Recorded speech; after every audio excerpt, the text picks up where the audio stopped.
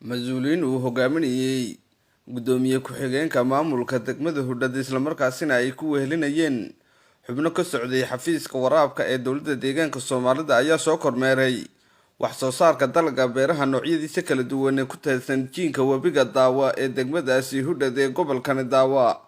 haddaba kormeerkan ayaa ahaa mid beeraleyda jiinka webiga Daawa lagu dhiirigelinayay wax soo saarka dalagga beeraha noocyadiisa kala duwan.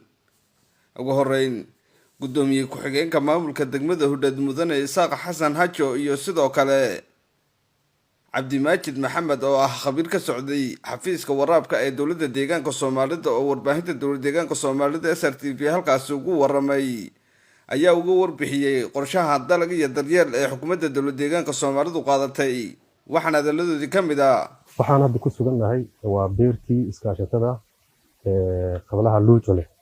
marka waxaan ku jirnaa qorshihii ahaa ee dalag iyo daryeel ee xukuumaddu soo go'aamisay. qorshihiina la saaray waxa weeyaan waa 1930 hektaar oo dhula inaan wax soo saar ka soo saarno. wax soo saarkaas oo isugu jira geed midhoodkii iyo galeydii iyo qaybihiisa kala duwan ee beeraha loogu talagalay ay isku jiraan. marka annaguna ka degmo ahaan waxaan qaadanay inaan qorshihiina la siinaa si dhaafino ilaa 2450 aan si gaarsino. marka qorshahaas way sii socotaa.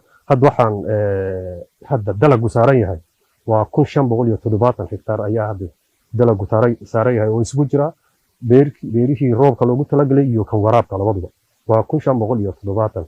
49 ka mid ah waxa weeyaan waa beerihii roobka weeyaan. taa lafteedii maadaama ay roobku yar yahay qaar way wada engegeen. marka taa waa kulay xaaladda roobka ay ka dhigan tahay. laakiin xagga waraabka qorshuhu way socotaa. shacabkuna si fiican baa wacyigelin laga siiyey. aad bay hadda dhulka ku jeesteen. caqabadaha jirta kow waa shidaalka weeyaan. beeraleydu markaan u imaano waxay ka cabanayaan shidaalka.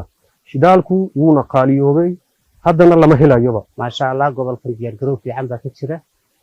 ka maamul ahaan way ka go'an tahay in la hirgeliyo qorshihii dalag iyo daryeel.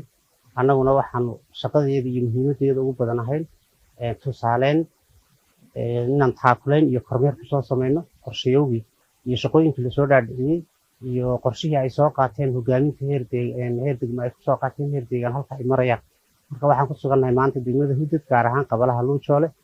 maasha Allah dhulkii baan kormeernay. dhulka dalaggu saaran yahay, dhulka la qardeeyay, meel fiican bay marayaan. howlihii wixii cabashooyin ah ee bulshada ay qabaan ee xagga beeraha ee xagga waraabka ee xagga talaalka xoolaha ee dhan kasta insha Allah riboodka ayaan ku soo lifaaqi doonaa.